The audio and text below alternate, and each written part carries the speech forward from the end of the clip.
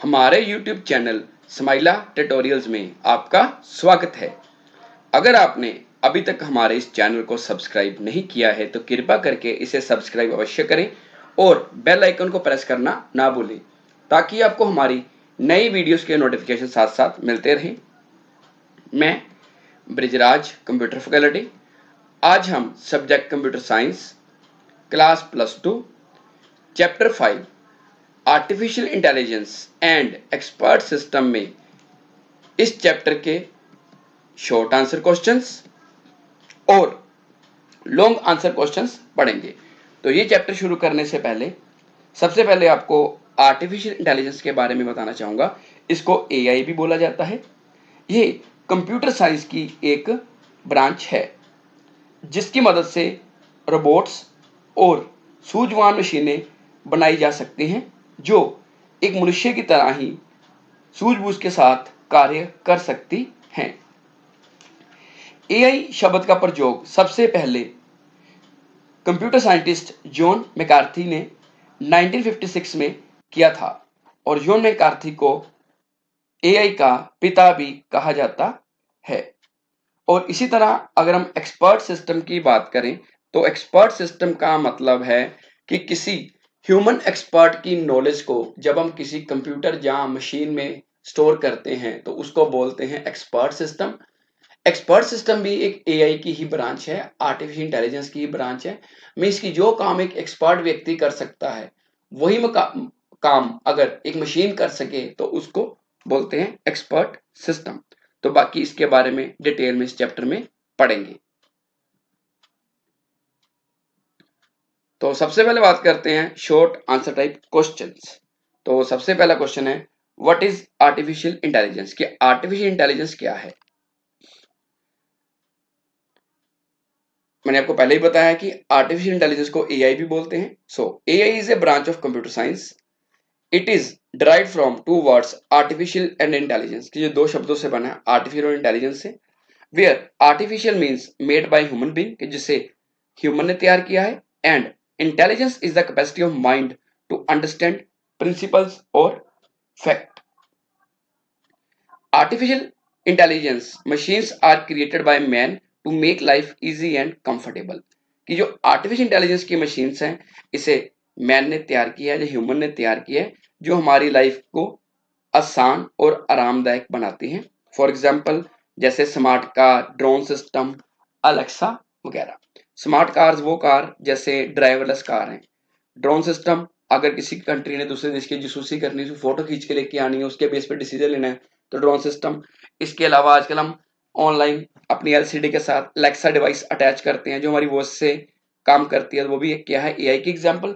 इसके अलावा रोबोट्स वो भी इसी की एग्जांपल है।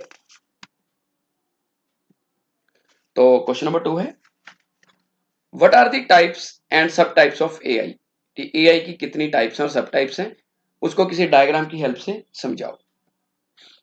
तो आंसर है कि जो एआई है ये दो तरह की होती है, टाइप 1 और टाइप 2। जो टाइप 1 है इसको हम लेके चलते हैं based on capabilities of humans, और जो टाइप 2 है इसको लेके चलते हैं based on capability and functionality as compare to human being. और जो टाइप 1 है ये तीन तरह की होती है, नैरो एआई, जनरल एआई और स्ट्रॉन्ग एआई।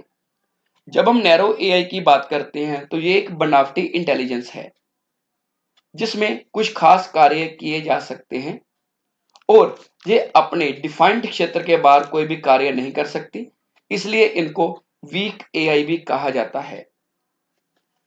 एप्पल कंपनी का एक सीरी सॉफ्टवेयर है जो नैरो आर्टिफिशियल इंटेलिजेंस की एग्जांपल है। और जो एप्पल सीरी सॉफ्टवेयर है ये हमारे से वॉइस के रूप में कमांड लेता है, बाद में उसका विश्लेषण करता है और उसके बेस पे रिजल्ट देता है। इसके अलावा हम कह सकते हैं कि चेस बेस्ड जो कंप्यूटर है वो भी नैरो एआई की एग्जांपल है। नंबर 2 है जनरल एआई। जो जनरल एआई है इस मशीन में जो कंप्यूटर है वो एक मनुष्य की तरह आम कार्य को कर सकती है और हमारे बराबर समर्था रखती है। इसे बनाना नैरो आर्टिफिशियल इंटेलिजेंस से मुश्किल है, बट अभी तक जनरल एआई की कोई भी मशीन तैयार नहीं की जा सकी। नंबर 3 है स्ट्रॉन्ग एआई। स्ट्रॉन्ग एआई को सुपर एआई भी बोला जाता है। ये उस लेवल की मशीन है जिसमें मशीन की बुद्धि मनुष्य को भी पीछे कर देती है और ये मनुष्य की तुलना में ज्यादा बढ़िया या बेहतरी से कार्य कर सकती है। इस मशीन में सोचने की योग्यता होती है, लॉजिक लगाने की योग्यता होती है और ये प्लानिंग भी कर सकती है। इस तरह की मशीन भी अभी तक विकसित नहीं की जा सकी, बट साइंटिस्ट इस पे काम कर रहे हैं। अब बात करते हैं टाइप 2 की। टाइप 2 में 4 तरह की मशीन्स होती हैं: reactive machines, limited memory, theory of mind और सेल्फ अवेयरनेस। सबसे पहले बात करते हैं रिएक्टिव मशीन्स की। रिएक्टिव मशीन्स की मेन खासियत ये है कि ये मशीन मेमोरी को स्टोर नहीं करती और भविष्य में जो जो एक्टिविटीज करेंगी उसमें पिछला एक्सपीरियंस यूज नहीं कर सकती। इसकी एग्जांपल है आईबीएम कंपनी की एक मशीन है डीप ब्लू मशीन। और जो डीप ब्लू मशीन है ये चेस गेम के लिए तैयार की गई है। नंबर 2 है लिमिटेड मेमोरी। इस तरह की मशीन थोड़े समय के लिए डाटा को सेव करके रख सकती है और एक खास समय के दौरान ही इसको यूज कर सकती है। इसमें हम नए एक्सपीरियंस नहीं जोड़ सकते। फॉर एग्जांपल ड्राइवरलेस कार्स, जो ड्राइवरलेस कार्स हैं वो लिमिटेड मेमोरी मशीन की एक एग्जांपल है। और नेक्स्ट है थ्योरी ऑफ माइंड। इस किस्म की मशीन या कंप्यूटर प्रणाली में लोगों की भावनाएं, विश्वास और जो हाव भाव है उनको समझने की शक्ति होती है। नेक्स्ट है सेल्फ अवेयरनेस। ये मशीन कंप्यूटर प्रणाली में अभी कल्पना मात्र है कि इस तरह की कोई भी मशीन तैयार नहीं की गई, बट इन फ्यूचर ऐसी मशीनें तैयार होने के चांस है। इन मशीन्स में भावनाएं भी होती हैं, सेल्फ अवेयरनेस भी होती है और चेतना भी होती है। नंबर 3 है difference between narrow AI and general AI. Narrow AI general AI में क्या अंतर है? लेफ्ट साइड पे नैरो एआई, राइट साइड पे जनरल एआई है। Narrow AI it is used to perform some specific task. किसी खास कार्य को करने के लिए जो मशीन यूज होती है उसको नैरो एआई बोलते हैं। और राइट साइड पे है general AI, it is used to perform some general task. इससे हम कोई भी आम कार्य कर सकते हैं जैसे मनुष्य कर सकता है।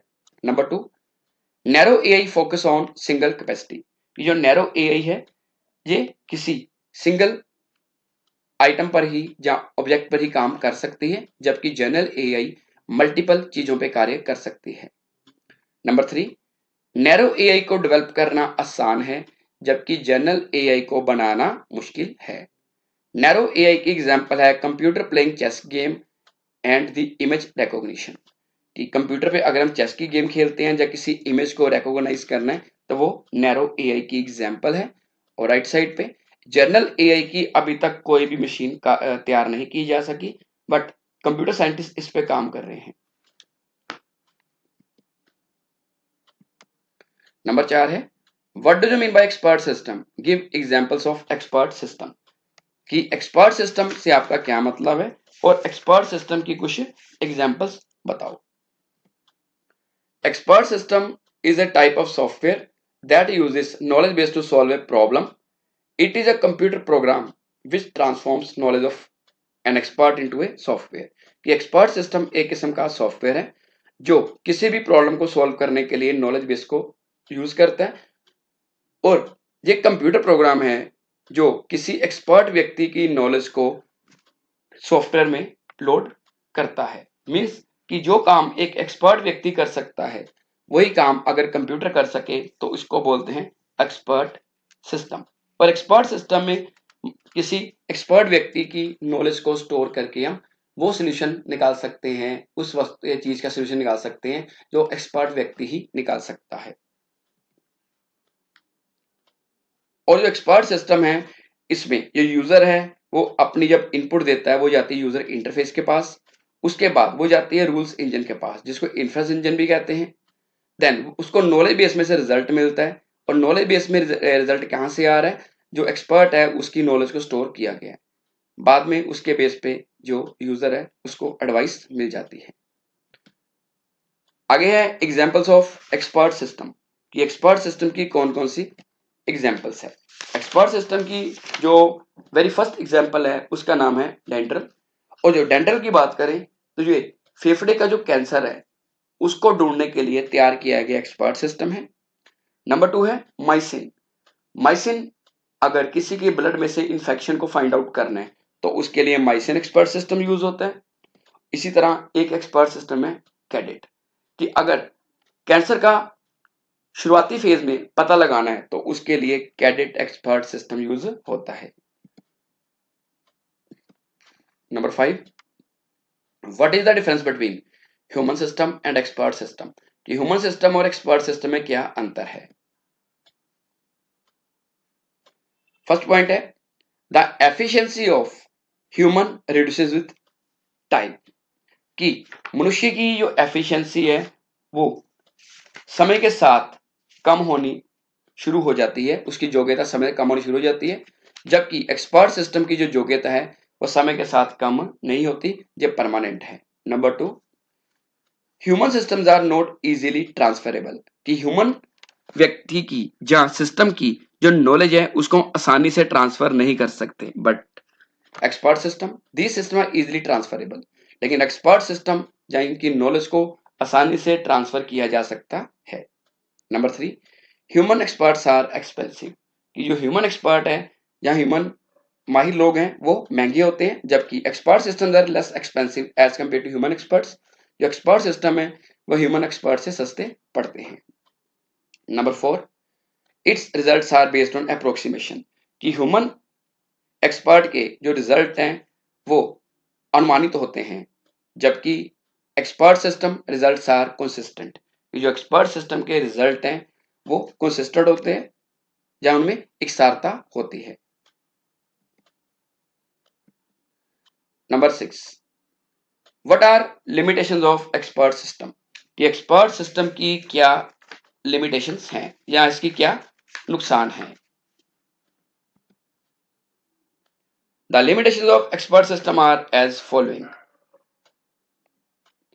Number 1, this system do not have human like decision making power कि जो एक्सपर्ट सिस्टम है इनमें ह्यूमन जैसी डिसीजन लेने की पावर क्षमता नहीं होती। Number 2, this system are not expert as human beings कि जो एक्सपर्ट सिस्टम है ये ह्यूमन की तरह माहिर नहीं होते, ये वही काम कर सकते हैं जो इनके अंदर फीड किए गए हैं। Number 3, these systems can not produce correct result from less amount of knowledge अगर इनके अंदर कम नॉलेज स्टोर की गई है तो ये करेक्ट रिजल्ट नहीं दे सकते। और नंबर 4 है to implement these systems high level of training requires इस तरह के सिस्टम को तैयार करने के लिए बहुत ज्यादा ट्रेनिंग की आवश्यकता होती है। Question number 7, summarise about some computer language used in the field of AI कि एआई के फील्ड में कौन कौन सी लैंग्वेजेस यूज होती हैं या कौन कौन सी भाषाएं यूज होती हैं। The computer languages used in the field of AI are as following. Number 1, Python language. आजकल बहुत बड़े लेवल पर AI के फील्ड में पाइथन लैंग्वेज का प्रयोग किया जा रहा है। इस लैंग्वेज के सिंटैक्स को समझना और सीखना आसान है। इसमें जो AI का कोड है वो आसानी से बनाया जा सकता है। नंबर 2 है लिस्प लैंग्वेज। लिस्प की फुल फॉर्म है लिस्ट प्रोसेसिंग। ये AI की डेवलपमेंट के लिए सबसे पुरानी लैंग्वेज है। इस लैंग्वेज को एआई के पिता जॉन मैकार्थी द्वारा 1958 में तैयार किया गया था। नंबर 3 है जावा लैंग्वेज। जावा एक ऑब्जेक्ट ओरिएंटेड लैंग्वेज है जो एआई की डेवलपमेंट के लिए बहुत अच्छा विकल्प है। नंबर 4 है प्रोलोग।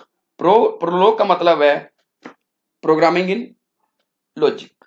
ये लैंग्वेज मेडिकल प्रोजेक्टों पर काम करने के लिए यूज की जाती है। मीन्स जो एक्सपर्ट सिस्टम तैयार किए गए हैं जैसे माइसिन, डेंड्रन वगैरह, कैडेट, उन पे इस लैंग्वेज का प्रयोग किया गया है। और नंबर 5 है आर लैंग्वेज। आर लैंग्वेज को आर प्रोग्रामिंग भी बोलते हैं। ये भी अगर एआई के अंदर जो डाटा है उसके विश्लेषण के लिए आर लैंग्वेज जो है बहुत अच्छा विकल्प है। नेक्स्ट है लॉन्ग आंसर टाइप क्वेश्चंस। तो क्वेश्चन नंबर 1 है what are the applications of artificial intelligence, कि आर्टिफिशियल इंटेलिजेंस की कौन कौन सी एप्लीकेशंस है या किस एरिया में इसका यूज होता है। The applications of AI are as following. Number 1, intrusion detection system. In this system, software automatically detect and alert when someone is trying to violate the security. For example, firewall program of operating system. Means घुसपैठ का पता लगाने के लिए इस तरह के system का यूज होता है। इसको आईडीएस भी बोलते हैं। तो इस सिस्टम में क्या होता है, जैसे सिस्टम में कोई वायरस आने लगता है, जहाँ कोई अटैक होता है, तो ये सिस्टम बता देता है कि इस तरह का वायरस आ रहा है। जैसे फायरवॉल जो प्रोग्राम है जो विंडो ऑपरेटिंग सिस्टम में होता है, जैसे कोई वायरस या मालवेयर सिस्टम में आने लगता है, जो हमें अलर्ट कर देता है कि कोई वायरस आपके सिस्टम में आ रहा है, जो उसको रोकता है और डिलीट भी कर देता है। तो नंबर 2 है gaming. AI play an important role in games like chess and tic tac toe. Means कि जो चेस जैसी गेम्स है जिनमें हम सिस्टम के साथ मुकाबला कर सकते हैं, चेस और टिक टैक टॉय गेम, इनमें भी एआई का प्रयोग होता है। Number 3, natural language processing. It means AI can communicate with humans in their own natural language. Natural language होता है कुदरती लैंग्वेज जो हम बोलते हैं, जैसे हिंदी, इंग्लिश या पंजाबी। मीन्स कि जो एआई बेस्ड सिस्टम है वो हमारी इस लैंग्वेज को समझ सकते हैं। अगर हम कुछ बोलते हैं वो उसको समझ भी सकते हैं और टेक्स्ट में भी ट्रांसलेट कर सकते हैं। जैसे हम कई बार गूगल पे सर्च करते हैं, बोल के टाइप बोलते हैं तो अपने आप टाइप हो जाता है, तो उसको हम कह सकते हैं वो एक एनएलपी है। Number 4, machine learning. It means machine can learn from its surroundings. Means कि जो मशीन है वो अपने आस पास की तरफ से जो कमांड्स आती हैं उनसे सीख सकती है। आर्टिफिशियल इंटेलिजेंस में मशीन लर्निंग में क्या है कि जो भी डाटा या नॉलेज स्टोर की गई है उसके बेस पे वो आसानी से एक्शन ले सकती है। Number 5, vision system. This type of system is capable of understanding visual input. For example, spy drone take pictures. Means कि इस प्रकार के सिस्टम में कंप्यूटर विजुअल इनपुट को समझने और विश्लेषण करने के योग्य है। या स्पाई ड्रोन का मतलब कि कुछ जासूसी करने वाले ड्रोन होते हैं जो फोटोज खींच के हमें उसकी इंफॉर्मेशन दे सकते हैं। Number 6, voice recognition. It is also called speech recognition. AI can convert the voice of human into text. इस सिस्टम में भी जब हम कुछ बोलते हैं तो सिस्टम टाइप करके अगर हमें रिजल्ट दे रहा है तो उसको बोलते हैं वॉइस रिकॉग्निशन या स्पीच रिकॉग्निशन। नेक्स्ट क्वेश्चन है what is the importance of AI, कि एआई का क्या महत्व है। The importance of AI is as following. Number 1, game playing. AI plays an important role in games like chess and tic tac toe. कि जो AI है वो chess और टिक टैक टॉय जैसी गेम्स बनाने के लिए इंपॉर्टेंट है। क्यों? क्योंकि इन गेम्स में क्या है कि हमारे साथ जब कंप्यूटर चेस खेलता है तो वो भी अपनी चाल चलता है और हम भी उसके अकॉर्डिंगली चलना पड़ता है। तो इसमें इस तरह से प्रोग्रामिंग की जाती है कि ह्यूमन बीइंग के साथ भी कंप्यूटर मुकाबला कर सके। Number 2, voice recognition. It is also called speech recognition. AI can convert the voice of human into text. इस तरह के सिस्टम में जब हम बोलते हैं तो सिस्टम वैसे वैसे टाइप करता जाता है, चाहे हम इंग्लिश, हिंदी, पंजाबी किसी भी लैंग्वेज में बोल के टाइप कर सकते हैं। आपने देखा होगा कि मोबाइल में अलग अलग सॉफ्टवेयर होते हैं जिनसे हम टाइपिंग कर सकते हैं बोल के। Number 3, understanding the natural language. It means AI can communicate with humans in their own natural language. Means कि इस सिस्टम में हम बोलकर भी कंप्यूटर को कमांड दे सकते हैं अपने किसी भी काम को करवाने के लिए। Number 4, computer vision and analysis. AI has important role in computer vision. It enables to understand the real world using 3D models. It generates information automatically from pictures and patterns. Means कि इस तरह के system में जो AI है वो pictures और patterns के बेस पे भी हमें रिजल्ट दे सकता है। Number 3, what are the pros and cons of artificial intelligence. इसका मतलब है कि आर्टिफिशियल इंटेलिजेंस के लाभ हानियां बताओ। प्रोस का मतलब होता है लाभ, तो कौन से होते हैं हानियां। तो सबसे पहले बात करते हैं आर्टिफिशियल इंटेलिजेंस के प्रोस मीन्स की लाभ। Number 1, low cost. Human being has to pay salary for job but a robot does not have to pay any salary which reduces the cost. कि अगर आप किसी कंपनी में किसी ह्यूमन बीइंग को अपॉइंट करते हो तो उसको हर मंथ सैलरी देनी पड़ती है, बट जो रोबोट है वो एक बार लग जाता है, उसके बाद उसको कोई भी पैसा पे नहीं करना पड़ता क्योंकि वो क्या एक मशीन है। Number 2, efficiency. The machine can do complex और difficult work without an error which increases the efficiency. कि जो मशीन है वो मुश्किल से मुश्किल कार्य भी बिना किसी गलती से कर सकती है जिससे एफिशिएंसी बढ़ जाती है। बट ह्यूमन की बात करें तो ह्यूमन के अंदर जब कोई कार्य करता है तो गलती होने के चांस रहते हैं। Number 3, no need for rest. Machines and robots can work without tiredness for a long time and they do not need breaks like humans. ये जो machines और robots हैं वो लंबे समय तक बिना थकावट के कार्य कर सकती हैं और इनको ह्यूमन की तरह ब्रेक नहीं चाहिए होती। क्यों? ह्यूमन भी जब काम करता है तो उसको थकावट फील होती है जबकि मशीन्स को थकावट फील नहीं होती। Number 4, low error rate. If coding of robot or machine is done correctly, then it has less error rate as compared to humans. अगर रोबोट या मशीन की प्रोग्रामिंग अच्छी तरह से की हुई है, कोडिंग अच्छी तरह से की हुई है, तो उसमें ह्यूमन बीइंग के मुकाबले गलती होने के चांस बहुत कम रहते हैं। नेक्स्ट है कॉन्स ऑफ आर्टिफिशियल इंटेलिजेंस कि आर्टिफिशियल इंटेलिजेंस की हानियां क्या हैं। Number 1, no emotions. Machines can not develop a relationship with humans because machines do not have emotions. कि मशीन्स में इमोशंस नहीं होती, भावनाएं नहीं होती, फीलिंग्स नहीं होती, जिसके कारण वो ह्यूमन के साथ रिलेशनशिप नहीं बना सकती।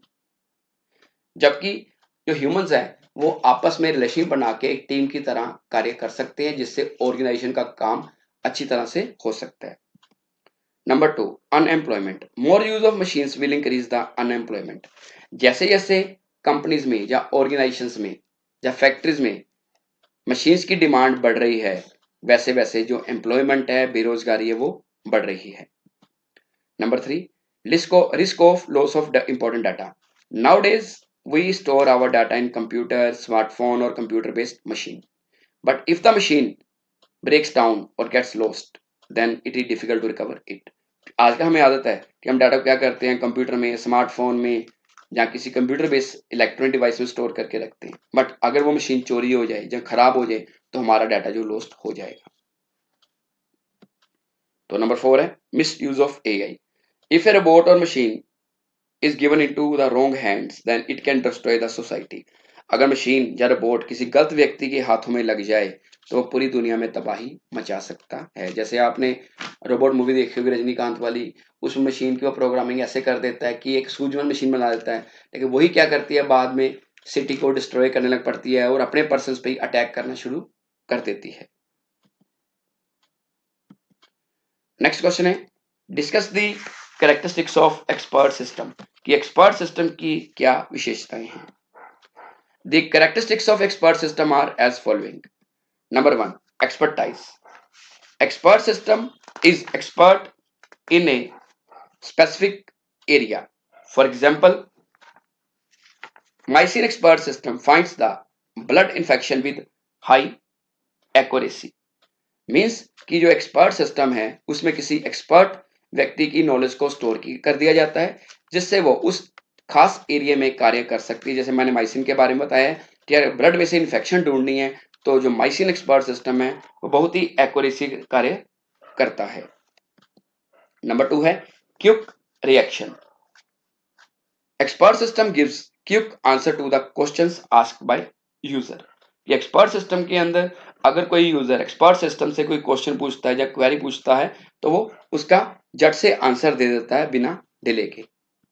Number 3, flexible, expert system more flexible in handling questions, कि जो एक्सपर्ट सिस्टम है ये फ्लेक्सिबल होता है और सवालों को समझने में माहिर होता है, जो काफी लचकीलापन होता है और इसके अंदर किसी भी समय जो क्वेश्चन है उनको फीड किया जा सकता है।